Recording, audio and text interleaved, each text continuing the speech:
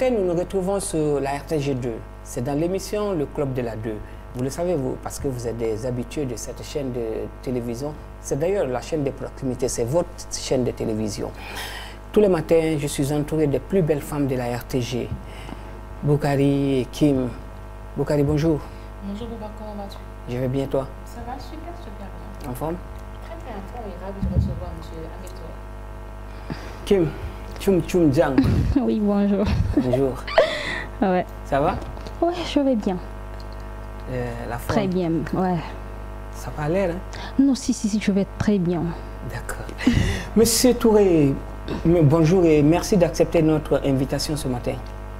Bonjour à ces jolies dames et bonjour à toi, monsieur Camara. Bonjour, monsieur Touré. Après, ça fait bizarre quand monsieur Touré m'appelle monsieur Camara. Alors, monsieur Touré, nous allons partir directement. Nous savons que vous venez du théâtre déjà. On va parler de l'AGS, on vous l'a dit, parce que vous êtes le directeur général de l'Agence guinéenne de spectacle. Mais avant, vous avez eu un parcours. Vous venez du théâtre, monsieur Amine. Oui. Aujourd'hui, qu'est-ce que ce théâtre vous a apporté dans votre développement personnel et dans votre carrière, bien entendu? Sincèrement, le théâtre m'a tout donné. D'accord. Sincèrement. J'étais un enfant extrêmement timide. J'étais très timide, je parlais peu. Un jour, j'étais à l'école primaire. À l'époque, on appelait cette école CER 22 novembre. J'étais membre du CA. Et actuellement, c'est où exactement? C'est Federico Maiori. Ok, juste à côté de nous ici. Tout juste Ouais. à côté. Ouais, c'est pour les vieilles, là. J'étais membre du CA, chargé des questions de culture. Donc on devait visiter, revoir nos spectacles qui devaient compétir en compétition interscolaire. On est venu au niveau du récital, l'acteur principal a joué, il a été apprécié par tous. Moi, je n'étais pas satisfait. Et j'ai eu ce jour-là, devant les enseignants, le courage de dire « là, moi, c'est pas bien, il ne m'a pas convaincu. » Instinctivement? Oui. Ok. Tout jeune, j'étais en 6e année. On me demande comment il doit faire. Je me suis levé et pour la toute première fois, j'ai joué. Les gens ont apprécié et m'ont dit « ah là, maintenant c'est toi qui vas jouer ce rôle. » Ok. C'était la première fois que je venais sur une scène. En plus, c'était un récital. On joue ici à la Bourse du Travail. Ironie du sort. Il y a un certain monsieur Keita, Ousmane Keita, qu'on appelait Oka, qui était avec les pionniers. Il vient voir ce spectacle. Peut-être ironie du sort, il me voit jouer. Il dit, donnez-moi le nom de ce monsieur-là. On donne mon nom, le matin, il vient me voir pour dire, écoute, prépare-toi, tu dois aller en colonie de vacances en Allemagne. Wow. Extraordinaire. Le destin de l'homme. Ça, c'est le destin. C'était la première fois que je jouais et j'ai été récompensé par un voyage en Allemagne. Je vais faire une colonie de vacances, je rentre et j'ai trouvé que la Brigade nationale des pionniers était déjà créée. Je n'étais pas pionnier, je suis allé en colonie de vacances au compte du mouvement pionnier. Ok. Quand je suis arrivé, j'ai intégré la Brigade nationale des pionniers de Guinée et j'ai continué à faire le théâtre. Donc, de l'école primaire jusqu'à l'université, j'ai continué à faire le théâtre et j'ai appartenu à la troupe universitaire nationale. Et c'est ce qui m'a permis vraiment de développer mon langage, mes approches de la scène. J'ai essayé de revoir les démarches artistiques et je suis devenu à un certain moment metteur en scène. D'accord. Donc, le théâtre, sincèrement, m'a tout donné. Il m'a ouvert toutes les portes. Il m'a donné le courage d'affronter le public, de parler en public. Et avec la mise en scène, ça m'a permis d'analyser les textes, de faire des approches et vraiment de comprendre ce que l'autre veut dire à travers son discours. Et aujourd'hui, on peut dire que c'est ce qui vous a aidé dans votre carrière? Oui, ça m'a aidé. Sinon, je suis ingénieur de formation. Mon thème de mémoire, c'est construction d'une cité d'habitation à Madina Laya, Lankindia, et j'ai soutenu avec une mention excellent. Mais je suis dans le monde de la culture. Depuis, je ne peux pas partir. La culture me retient. C'est un monde merveilleux. Je dirais, on a écouté dire un peu comment vous êtes venu dans le théâtre. Alors aujourd'hui, vous êtes un acteur majeur de la culture guinéenne. C'est quoi le niveau du théâtre guinéen actuellement à l'échelle nationale et sous-régionale? Ça a beaucoup baissé. Sincèrement, je vais vous dire. Quand, en 1984, on avait essayé d'arrêter les mouvements artistiques dans les écoles et partout. Et nous, on était à l'époque membres de la troupe universitaire nationale, on ne voulait pas lâcher. Et on a essayé d'ériger cette troupe universitaire nationale en troupe privée qu'on a appelée Africa Style de Guinée. Et après, nous avons continué à travailler et M. Amirou Konté, qui a été ministre de la Culture, M. Ansoumane Djessira Kondé, qui a travaillé comme journaliste, M. Abla Diallo. M. Amirou qui a perdu son petit frère, paix à son âme. À son âme. Donc on a essayé de créer une structure qu'on a appelée Festicaloum pour couper ces festivités de Conakry, festivités à Kaloum. Donc on a essayé de mettre en place un festival qu'on a appelé Festival de théâtre de Guinée. Mais avec le développement de ce festival, c'est devenu le Festival international de théâtre de Guinée. M. Camara a travaillé au niveau de ce festival. On a récupéré beaucoup de jeunes pour nous accompagner.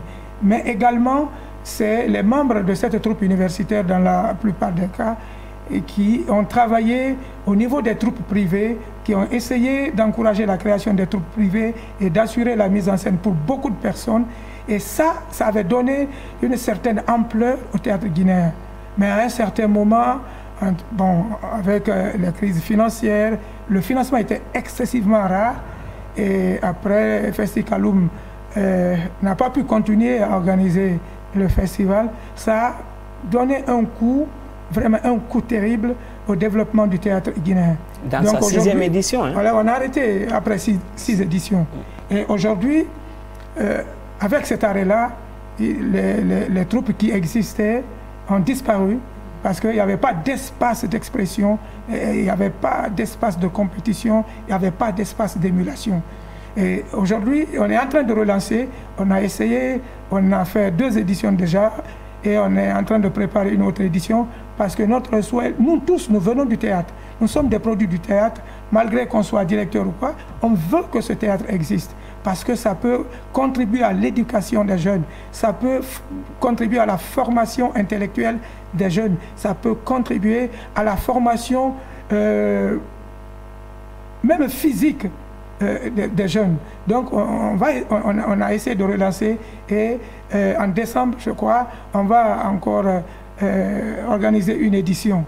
Donc, mais aujourd'hui, il faut le dire sincèrement, le niveau a très baissé. Évidemment, on a des... Bon, le talent dans le domaine du théâtre, le talent est guinéen. On a du talent. Mais les moyens manquent. Il n'y a pas de moyens. Mais aussi, le talent se travaille. Oui, parce que aujourd'hui, nous sommes dans un monde de compétitivité, dans un monde de compétition. Ouais. Quand vous sortez, vous rencontrez les gens. Heureusement, à chaque fois qu'un groupe guinéen, en tout cas un groupe de théâtre, est sorti, il est revenu avec des lauriers. Ouais. Et moi, j'ai suivi un parcours vraiment émouvant de M. Touré. Mais j'aimerais savoir, vous avez occupé le poste de directeur général du Centre international de percussion. Dans quel état vous avez trouvé la direction et à votre départ, comment vous avez laissé cette direction? Le Centre international de percussion, quand je venais, bon, il n'y avait même pas de bureau. Quand on m'a nommé, il n'y avait rien. Il n'y avait pas eu de passation parce qu'il n'y avait pas un directeur à l'époque qui occupait cette fonction. Donc, je me suis mis à rechercher d'abord le document qui a créé l'agence, je m'excuse, le CIP, le Centre international de percussion. Avec l'appui de mon très cher frère Riyad Chaloub, on a pu avoir une copie du décret de création du CIP, la création datait de 1999. Donc nous avons commencé à travailler et notre ambition était d'abord de savoir c'est quoi les percussions, c'est quoi les rythmes, c'est quoi les danses traditionnelles, qu'est-ce que ces masques apportent à notre tradition, à nos coutumes, à nos communautés. Donc nous avons travaillé sur un projet pour couper court. Nous avons travaillé sur un projet, un très grand projet, qui était de faire l'inventaire des rythmes et danses traditionnelles de Guinée. Donc nous avons mené ce projet et grâce à Dieu et grâce à l'accompagnement des jeunes qui étaient venus autour de moi, nous avons sillonné le pays et au niveau de la plupart des communautés, nous avons recensé nos rythmes traditionnels, nous avons recensé nos masques traditionnels, les masques de réjouissance et les masques sacrés. Nous avons recensé nos danses et nos chansons traditionnelles, mais aussi des rites. Des rites. Et quand je quittais, bon, on avait créé une base de données qui existe aujourd'hui au niveau du Centre international de percussion. Nous avons également travaillé sur plein de projets, comme le projet d'organisation, à l'époque on avait appelé le marché international de percussion, qui allait être un espace où les créateurs guinéens dans le domaine des percussions et des danses venaient exposer leur création à l'appréciation du public et des professionnels. Et on a travaillé aussi sur un projet de concours de percussion. Et notre souhait était que Conakry devienne la capitale africaine des percussions, parce que la Guinée est un pays de percussion. Les meilleurs percussionnistes d'Afrique se trouvent en Guinée. Je peux citer un exemple, le feu Mamadi Keita Djembe-Fola, qui a à travers le monde entier des écoles. Il enseigne partout, même au Japon. Il avait une école. Et il y a d'autres percussionnistes éminents qui sont en train de travailler à travers le monde. Mais je crois que ceux qui m'ont remplacé ont continué à travailler et ils ont érigé ça en biennale. Et aujourd'hui, le département soutient l'organisation de cet événement, parce que c'est un événement important qui peut vendre la Guinée, l'image de la Guinée. Je suis sûr, comme vous êtes, nous aussi sur ce plateau, nous sommes émerveillés par vraiment ce parcours. C'est un grand monsieur que nous avons, un grand homme de culture. Parce que je fais qu'apprendre. Alors maintenant, on va parler de l'AGS, parce que nous avons le directeur général de l'Agence guinéenne de spectacle. Monsieur Touré, nous parlerons de l'AGS. Votre institution a pour mission de réguler les spectacles en Guinée. Mais est-ce qu'aujourd'hui, vous êtes en mesure d'atteindre votre objectif? C'est le combat. C'est cette mission qui nous a été confiée, atteindre les objectifs assignés à l'AGS par le gouvernement, par le ministère en charge de la culture. Évidemment, nous sommes là il n'y a pas longtemps, mais on ne peut pas attendre parce que ça urge partout. Quand nous avons pris fonction, nous avons essayé de revoir la structure organisationnelle de l'AGS. Nous avons proposé un organigramme. Et pour aider les différents chefs de département, les différents chefs de cellules qui sont appelés à occuper ces fonctions, nous avons, sous l'impulsion de M. le ministre et de son cabinet, initié des fiches de poste. Les fiches de poste, c'est pour définir ce que chacun doit faire avant même d'occuper le poste. On définit ta mission principale, les tâches spécifiques que tu dois accomplir.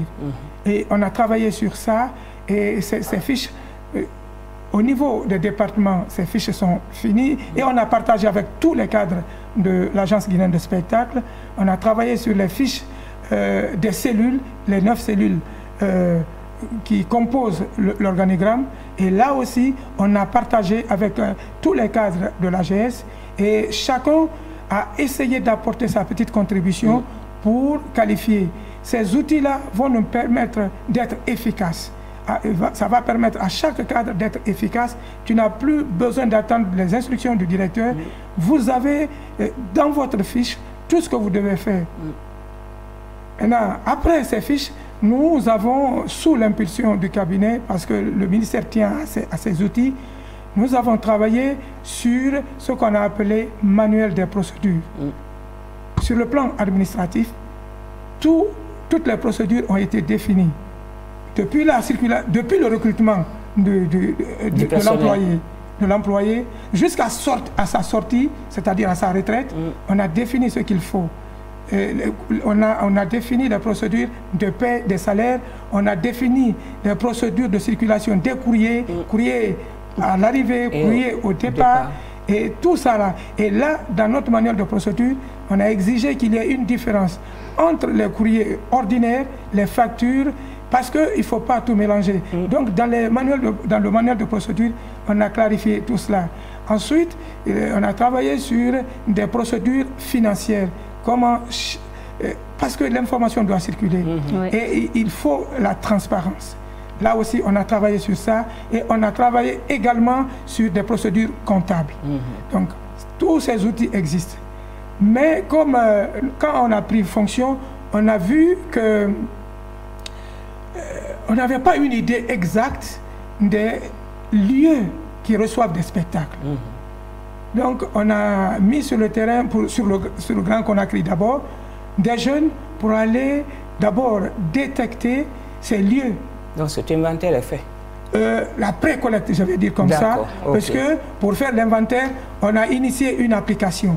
Et cette application a été conçue et à partir de cette application, on pourra faire maintenant le recensement. Et aujourd'hui, avec la pré-collecte, nous savons que sur le Grand Conakry, on a 195 lieux qui reçoivent des spectacles vivants. Et on veut étendre ça sur l'étendue du territoire national. On a fait appel à nos représentations qui sont à l'intérieur du pays pour faire le même travail, pour qu'on ait une idée des lieux qui reçoivent des spectacles. Et ensuite, nous allons travailler avec ces lieux pour faire respecter des normes. Parce que quand vous recevez du public, il faut d'abord que les accès soient faciles. Il faut plusieurs accès. Ensuite, il faut plusieurs issues de secours. En cas de problème, pour que les salles soient évacuées en moins de 5 minutes. Donc, nous, en tant qu'agence chargée de la régulation, de la réglementation, nous veillons à tous ces détails. Et pas que ça, nous travaillons également sur les conditions qu'il faut pour recevoir les artistes qui prestent. Est-ce qu'ils ont des vestiaires? Est-ce que ces vestiaires sont vraiment bien équipés pour permettre à l'artiste de se détendre avant d'affronter le public? Donc nous travaillons sur tous ces détails-là. Est-ce que le matériel de sonorisation, parce que le public achète le bien pour s'égayer, pour se faire plaisir, mais il faut que le matériel de sonorisation soit vraiment très clair, à la hauteur du spectacle. Au niveau des spectacles en Guinée. Voilà. Mais il faut aussi, nous veillons à cela, que le nombre de billets vendus soit égal au nombre de places prévues. Exactement. Et là, à chaque fois, on envoie des inspecteurs pour vérifier tous ces détails. Mais nous sommes en train d'aller plus loin. Parce qu'on est des régulateurs. Est-ce qu'aujourd'hui, les contrats entre organisateurs d'événements et artistes, ces contrats sont bien... Est-ce qu'il y a des contrats qui existent d'abord? Donc, nous voulons, à partir, en tout cas, nous sommes en train de travailler sur tous ces détails. On vérifiera si le contrat existe et quelles sont les clauses de ce contrat. Donc, mais aussi la sécurisation. Très important. La sécurisation des événements. Nous avons constaté à la prise du pouvoir, avec toutes les informations qu'on a, c'est les forces de sécurité et de défense qui sont mobilisées pour... très souvent. Pour sécuriser. Nous avons constaté que ces grands messieurs qui travaillent pour l'État ne sont pas formés pour la sécurisation, ils sont formés pour le maintien d'ordre. À la longue, nous voudrons travailler avec un certain nombre de partenaires pour former les gens qui doivent sécuriser les événements en Guinée. Donc ça, c'est dans nos projets. Et ces gens, ils doivent être à mesure hein, d'apporter des premiers secours. Parce qu'aujourd'hui, on est obligé de faire appel à la police ou à la gendarmerie, mais de faire aussi appel à la Croix-Rouge. Tout cela, c'est bien. Mais ceux qui sont chargés de la sécurité du spectacle doivent avoir la capacité d'apporter des premiers secours, parce que c'est un grand public, pas seulement la Croix-Rouge. La Croix-Rouge peut envoyer 2 ou 3 personnes, mais s'il y a 2, 3, 4 personnes qui sont en syncope, qu'est-ce qu'on fait? Donc là, nous travaillons sur tous ces détails-là. Mais quand on venait aussi, il y avait autre chose. Hein? C'était la réglementation. Et tout récemment, nos ministères de tutelle, c'est-à-dire le ministère de la Culture et le ministère des Finances, nous avons proposé un arrêté conjoint. Ces 2 arrêtés sont sortis et nous allons, à partir de maintenant, travailler pour sensibiliser nos partenaires qui sont les organisateurs et les détenteurs des lieux de spectacle par rapport à ces arrêtés conjoints qui fixent les tarifs des licences, qui fixent les tarifs des redevances. Nous allons parler de ça, M. Touré. La dernière chose, quand on a pris fonction sous l'impulsion du cabinet de M. le ministre, nous avons pris la décision d'interdire à tous les agents de l'AGS de percevoir l'argent avec les partenaires. Voilà. Et on a demandé à tous nos partenaires de faire des versements au niveau de la Banque centrale sur le compte de l'AGS. Mais je vais dire à tous qui vont nous suivre, à tous qui nous suivent maintenant, que ce montant est reparti comme suit. 60% de ce montant est reversé au compte du BND, du budget national de développement. Et les 40% vont permettre à l'AGS de fonctionner. Donc, ceux qui pensent que l'AGS est en train d'arnaquer, qu'ils se détrompent. Je crois que vous allez développer ça plus tard. Non, merci. Vous allez développer ça. Parce que oui, Monsieur Touré, vous avez un peu marché sur ma langue. Maintenant, on va revenir un peu toujours sur la question de l'organisation des concerts en Guinée. Quelles sont les conditions qu'il faut réellement pour tenir un bon spectacle vivant pour les mélomanes? Désormais, aujourd'hui. D'abord, pour que tu aies la possibilité d'organiser, il faut avoir une licence. Et la licence d'organisateur de spectacle, ou bien le détenteur de lieu de spectacle, ou de producteur de spectacle, le diffuseur de spectacle, comme on le dit, c'est annuel. C'est une licence annuelle. Avec les arrêtés conjoints, la licence, c'est du 1er janvier au 31 décembre, chaque année. Donc, nous allons faire des sensibilisations par rapport à ça. Mais à l'occasion de l'organisation de chaque spectacle, l'organisateur a le droit de payer ce qu'on a appelé la redevance. Voilà. D'accord. Alors, est-ce que ces lieux de spectacle sont dignes de nom de recevoir des spectacles en Guinée? Que vous avez recensé? Je dis qu'on a fait ce qu'on a appelé pré-collecte. Maintenant, on va passer avec notre application pour recenser tous ces lieux. Et à partir de là, nous allons travailler avec ces partenaires. Vous savez, nous n'avons pas suffisamment d'espace de production, de diffusion de spectacles. Ceux qui détiennent ces lieux, nous devons travailler avec eux, les aider à améliorer les conditions pour recevoir les spectacles de qualité. Donc, nous ne sommes pas là pour faire la police fermée et tout ça là, parce que ce n'est pas en règle. Nous travaillons, ce sont nos partenaires, on va travailler ensemble pour corriger ce qu'on peut corriger. Maintenant, s'il y a des salles qu'on ne peut pas aider à corriger les imperfections, là, on va prendre des mesures. Monsieur Touré, vous avez parlé de l'AGS, vous avez parlé de tout ce que vous avez fait. On va matérialiser cela un peu. On a envoyé une équipe pour travailler au niveau de l'Agence guinéenne de spectacle. On va le reportage et on revient tout de suite. L'Agence guinéenne du spectacle est une institution publique chargée de l'organisation et de réglementation des événements culturels et artistiques en Guinée. Face aux multiples difficultés rencontrées par les agents de la direction générale de l'AGS, une invite est faite aux tenanciers et les opérateurs culturels. Nous avons des équipes qui sont réparties entre les différentes communes. Chaque commune, vous avez 2 personnes ou 3 personnes. Donc, ils coordonnent les activités de ces communes. Donc, avant chaque activité, avant chaque spectacle, nous recevons les informations Les informations sont remontées ici, les dossiers sont fournis ici à l'Agence guinéenne de spectacle et nous déployons des éléments pour aller voir la nature du lieu, la nature de l'événement. Donc c'est à ce niveau-là que nous pouvons prendre des décisions par rapport à la tenue de l'événement en question. Si une structure n'est pas en règle, elle ne peut pas avoir l'autorisation au niveau de l'AGS. Donc nous étudions d'abord les dossiers. Si les dossiers sont en norme, nous déployons l'équipe maintenant à aller voir sur le terrain. Et si tout est en règle maintenant, l'AGS maintenant peut fournir les documents, peut fournir une autorisation pour la tenue de l'événement en question. Pour le moment, nous sommes en train d'identifier tous les lieux de spectacle d'abord. Parce que vous n'êtes pas sans savoir, les spectacles se tiennent un peu partout sans le savoir. Donc nous ne sommes pas informés.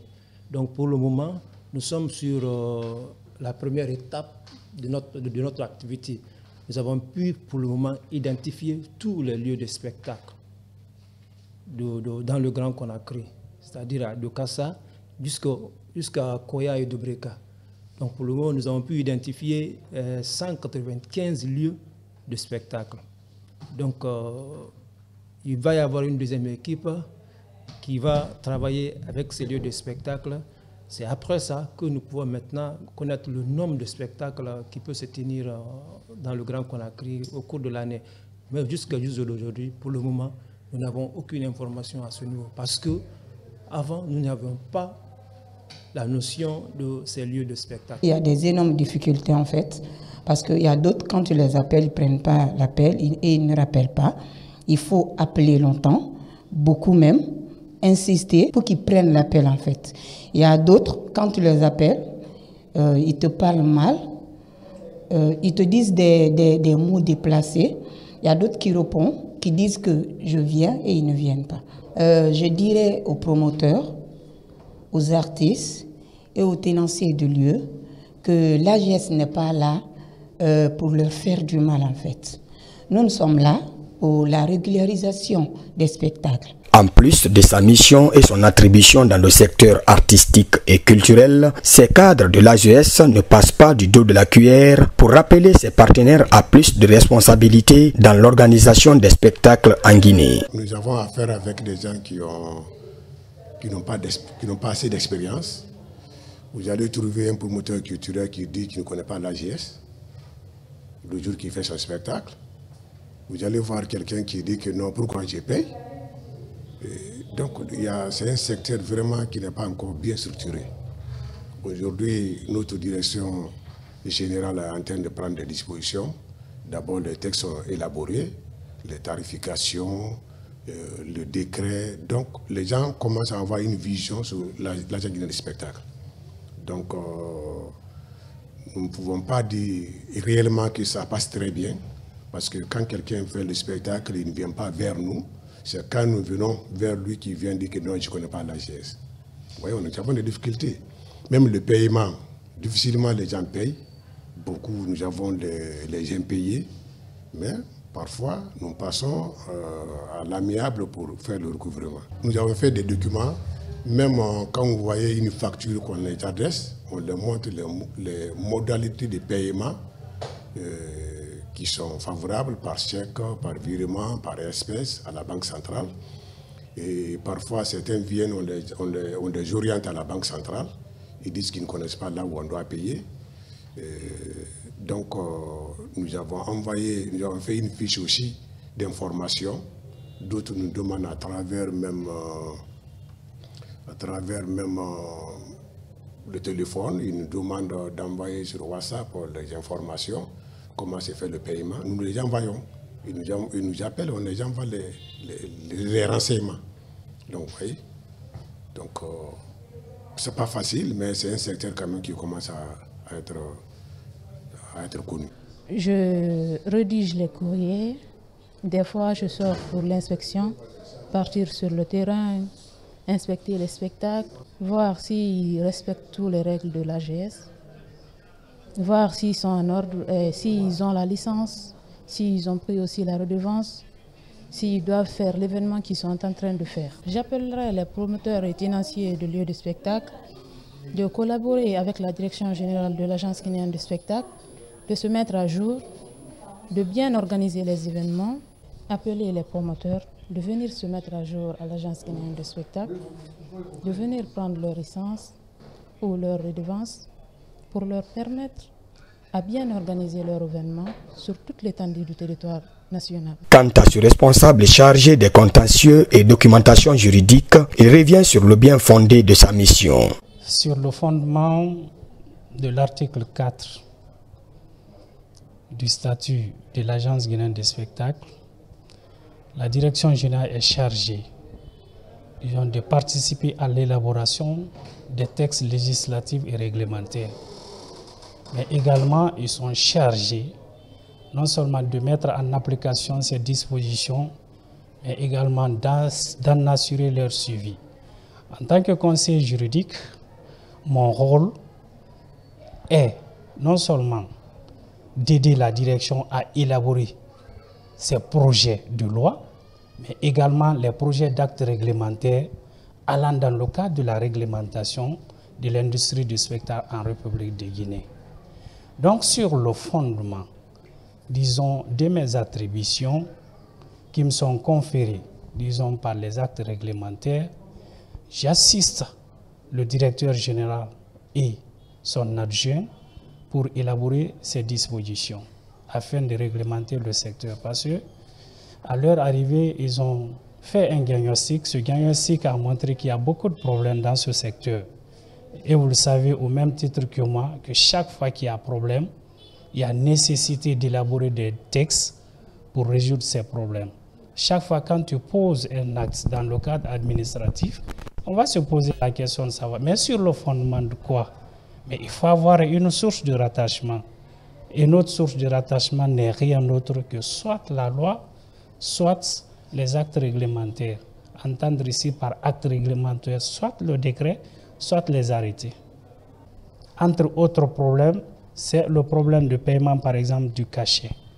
Il y a ces organisateurs qui se plaignent d'avoir payé une partie du cachet et l'artiste, pour n'avoir pas reçu la totalité, refuse de jouer.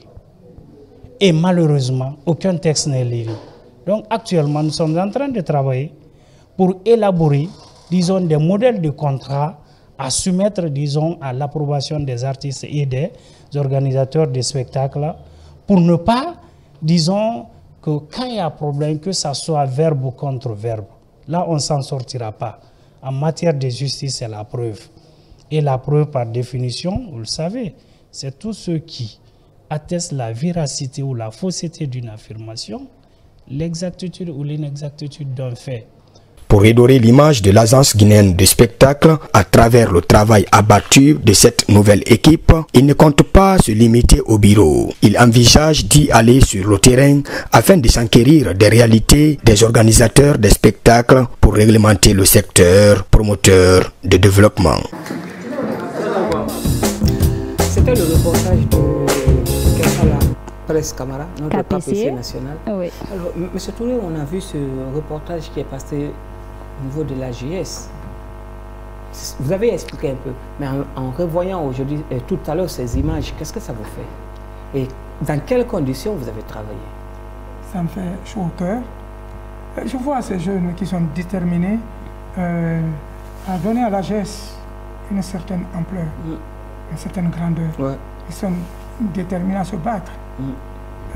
Il suffit qu'ils soient suffisamment outillés et je crois qu'on va avoir des résultats qui vont surprendre beaucoup de gens. Donc vraiment, je pense qu'ils sont venus, ils ont donné leur avis sur ce qu'on fait et moi j'ai dit, quand les journalistes sont venus, dites exactement ce que vous ressentez par rapport à ce que nous faisons. Je crois que c'est ce qui a été fait. D'accord. Et moi, je veux revenir sur l'AGS, qui n'est pas une petite institution, nous savons tous, une institution qui régularise les événements des spectacles en Guinée. Mais vous vivez entre quatre murs, même si vous avez changé de lieu. Avec ces conditions, pensez-vous vraiment être capable de gérer les spectacles en Guinée? Je vais vous dire sincèrement, bon, quand on a pris... Juste, on veut préciser. Vous êtes dans un 4 carrés à Corentin, avec tout le monde qu'on a vu là. Comment vous faites pour travailler? Non. Maintenant, ils sont à Almamia, je pense. Quand on a pris fonction, la première mesure était de trouver des bureaux qui avaient la capacité de recevoir tout le monde et puis appropriés pour travailler. Nous sommes une régie et quand on est régie, on a des clients qui viennent. Ces clients doivent nous respecter. Donc on a essayé de trouver un lieu. On est venu à Almamia et on a fait option sur 2 appartements pour permettre à tous les travailleurs, à tous les employés de travailler dans des conditions requises. Et ça a été une recommandation de M. le ministre. Alors, sans faire de la publicité, quand on vit à Almamia, on trouve AGS où exactement? C'est à l'immeuble Afia, pas loin du club Bembea. Ok, d'accord. Ok, et nous avons appris aussi que à votre prise de fonction, il n'y avait pas d'administration à l'AGS. Donc, qu'est-ce que vous avez à dire sur ça? Il y avait une administration, il faut le dire, il faut reconnaître qu'il y avait une certaine administration. Mais nous avons estimé que cette administration ne répondait pas aux normes et ne pouvait pas permettre à l'AGS d'atteindre les objectifs assignés à l'institution par le département en charge de la culture. Donc, avec les recommandations du cabinet, parce que nous avons tout partagé avec le cabinet, il a été instruit de proposer un cadre organique. Nous avons proposé et soumis à l'appréciation de M. le secrétaire général. Et ensuite, on a continué à travailler sur tous les outils. Et à la longue, vous verrez, avec l'AGS, il y a une plateforme de gestion des spectacles qui est en construction et que je dois présenter très rapidement. Et cette plateforme va permettre à nos partenaires, que ce soit les détenteurs des lieux de spectacle, des organisateurs de spectacles, de faire des réservations en ligne, directement sans se déplacer, de faire tous les paiements à partir de la plateforme. Donc, nous sommes en train de faciliter tout cela, mais vous ne pouvez payer que si vous êtes en règle, par exemple, sur le plan licence. Et cette plateforme va vous indiquer si vous êtes en règle ou pas. Si vous n'êtes pas en règle, quand vous réservez la date, c'est bloqué, ça ne passe pas. Donc on est en train de travailler sur tous ces outils pour d'abord sécuriser les recettes, mais aussi faciliter le travail à nos partenaires qui veulent, par exemple, organiser, et ils sont jusqu'à Zérekoré, ils ont besoin de licence. Est-ce qu'ils doivent se déplacer jusqu'à Conakry juste pour acheter une licence? Nous pensons qu'à partir de Zérekoré, à travers la plateforme, ils peuvent acheter leur licence, payer leurs redevances et faire leurs réservations et qui sont tout de suite validées à partir de Conakry.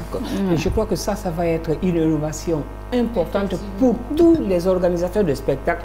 À partir de ton smartphone, tu cales ton... C'est clair, quoi. Il suffit de se connecter et puis tout de suite... tu cales la date est calée et tout de suite là, si c'est bon, c'est validé. Et nous avons toutes les informations à l'instantané. Donc pour les petits Silla qui veulent faire le malin, ça ne passera pas parce que si tu n'es pas en règle, tu ne peux pas choisir de date.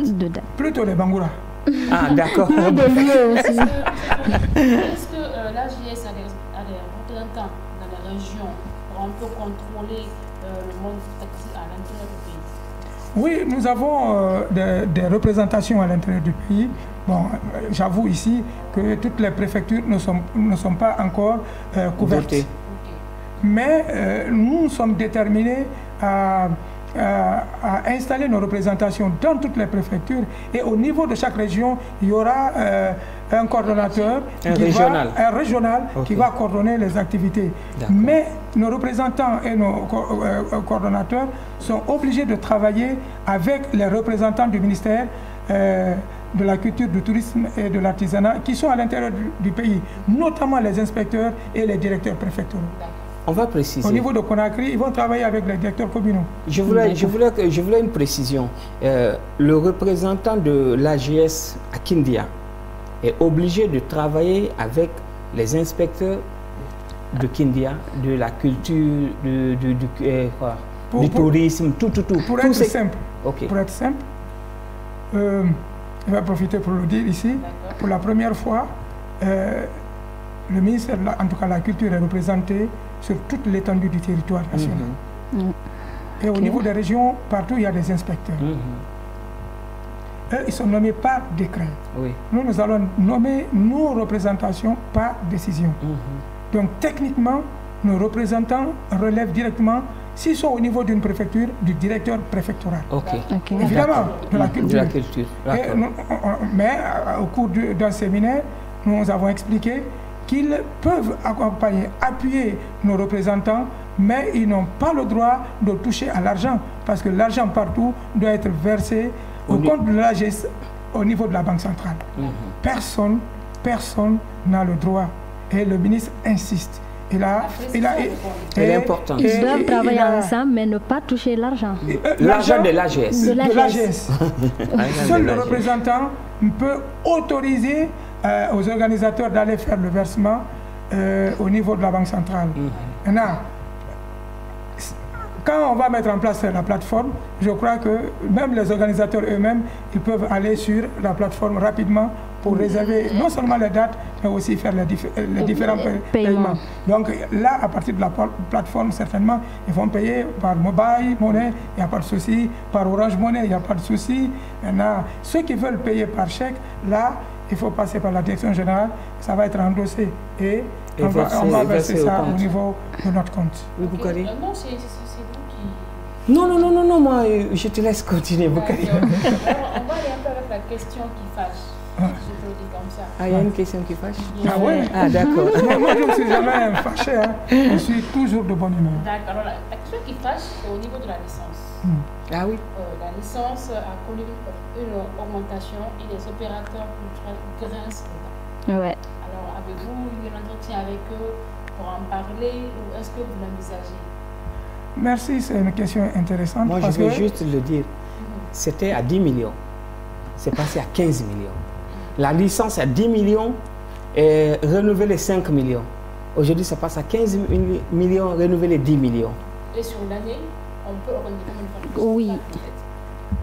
Bien, c'est des questions intéressantes. Mais je crois que vous n'avez pas la bonne information. Je vous donne la bonne. D'accord. Monsieur le ministre, quand, en tout cas, j'ai été nommé, on a fait des échanges et quand on a proposé un montant, lui-même l'a dit, non, ces montants ne passent pas. Donc, il a travaillé. Non, lui, ça, il voudrait que cet espace de l'événementiel soit une opportunité pour tous les jeunes Guinéens, pour être sur des événements, créer des entreprises, pour créer de l'emploi et la richesse. Donc il dit, on va faire des tarifs acceptables. Bon, au lieu de 15 millions, comme vous le dites, on était à 10 millions, mais de 10 millions, il est descendu à 7 millions pour permettre à ces jeunes qui veulent organiser des événements, qu'ils soient à mesure de le faire. Et ensuite, vous dites, ils vont faire combien de spectacles par an? Nous, notre arrivée, nous voulons professionnaliser ce secteur. Ceux qui veulent faire de l'organisation de l'événementiel leur métier, ils seront là. Ils seront entourés de tous les soins. Et quelqu'un qui veut évoluer dans ce domaine ne peut pas prendre la licence pour organiser des événements seulement dans l'année. Il ne peut pas le faire. C'est son milieu, c'est son domaine, c'est son métier. Il veut vivre de ça. Nous créons des conditions. Il paye la licence. Il peut organiser l'événement sur toute l'étendue du territoire.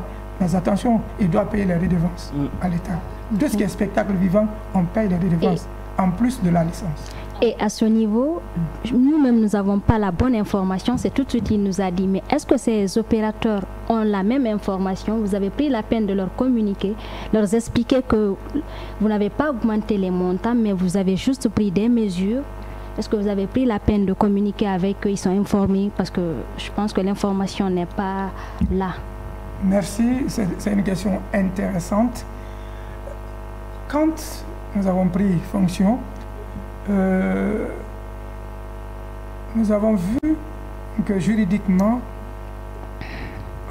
on n'était pas très outillé pour fixer les tarifs des licences et des redevances.